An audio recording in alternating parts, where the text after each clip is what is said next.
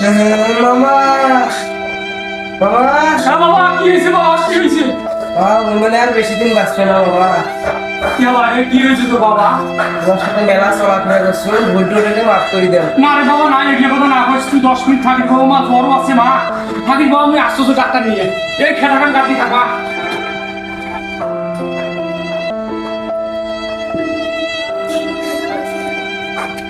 Doctor সাহেব, ওই যে আমার মামা একটা ছুটি আছে।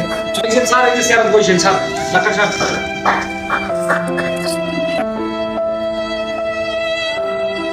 দেখি তোমার হাতটা দেখি।